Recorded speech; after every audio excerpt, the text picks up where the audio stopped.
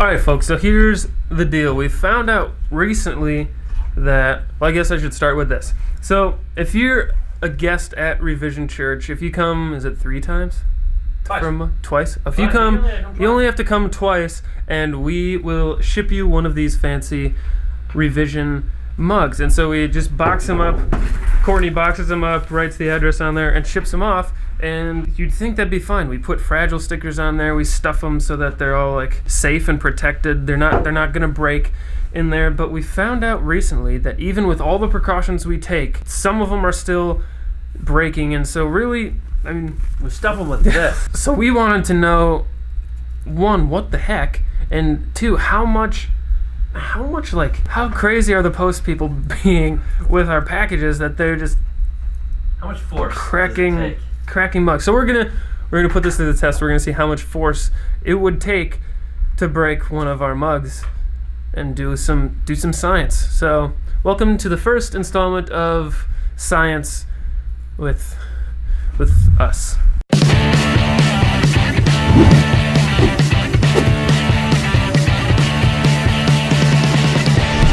So this is what the box we ship it in starts like. Courtney usually folds it all up nice and pretty. She's a lot better at it than we are. But she's the fastest. We've had competitions. But we're gonna race right now. So, on your mark, get set, go.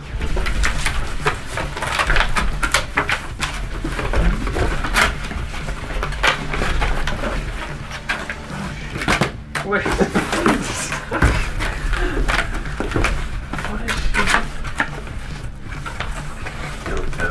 Nope. I was like, I'm gonna have to time lapse this. What the heck? What goes here?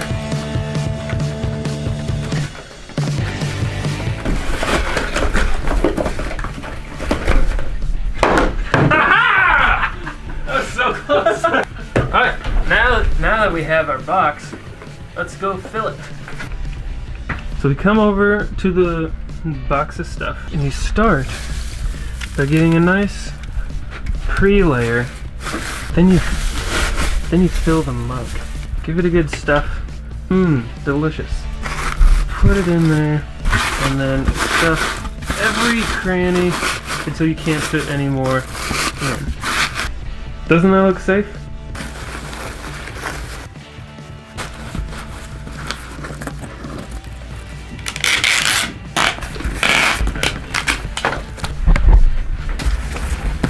Here's our box. Usually Courtney tapes it up like 6 times around, like 4 different ways.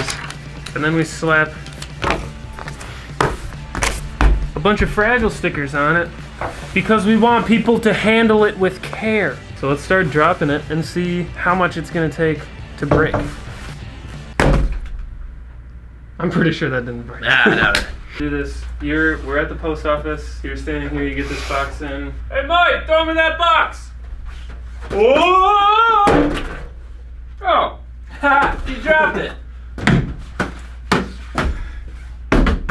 That was a good kick. Not even a little bit! Perfectly intact. Right. Next test. I kicked that across the room. Oh, we just got this new package at the post office. Better break it or something. Oh, still in one piece. Maybe this post office has a bunch of stairs. They're going from upstairs to downstairs all the time. You're walking with your package, you're like, oh, this is fragile. I hope I don't drop it. Oh no! Oh no. Hope it's okay. Oh, rats. I dropped this fragile package. Hope it's okay. Let's go check. Still, not even the handle is cracked. This is a perfectly intact mug. Alright, what's next on our test of science? Deliver this package down to the first floor. Gotta get this one out as a priority. Oh!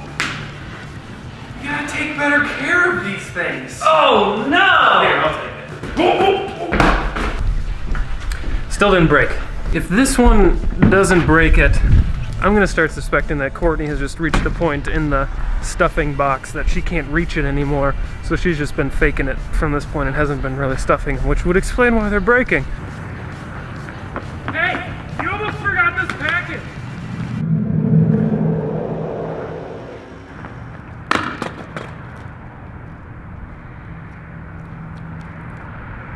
Did it break?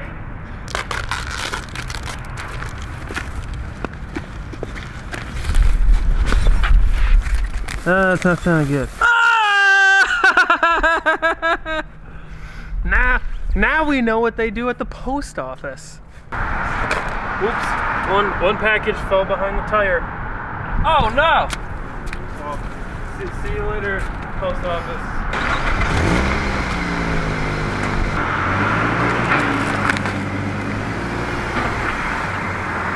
Did that break it?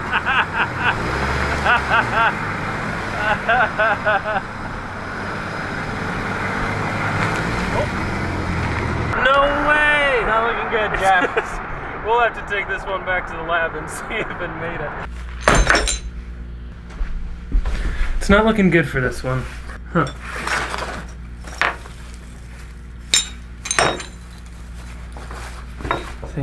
I think they broke it. There we have it. Science conclusion reached. I think what's happening here is, I think 1 out of 10 mugs we send is getting run over by the mail truck that takes them out. That's the only explanation I can see.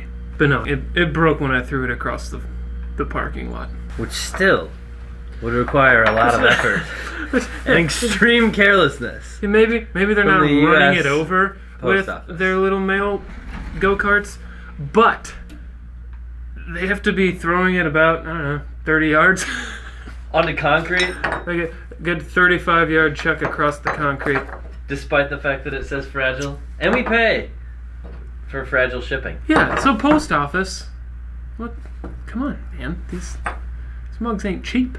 Anyways, tune in next time for whatever we do next with science.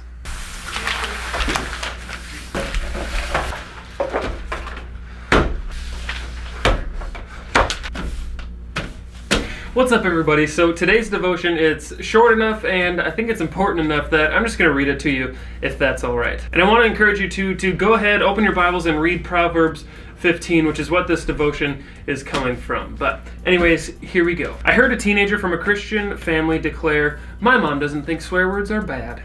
He then indicated which words she found acceptable, words that have long been considered inappropriate. Society's standard of language has declined in recent years, but we don't have to decline with it. As we strive to be very careful how we live, Ephesians 5:15, we should think about how to honor God with our words.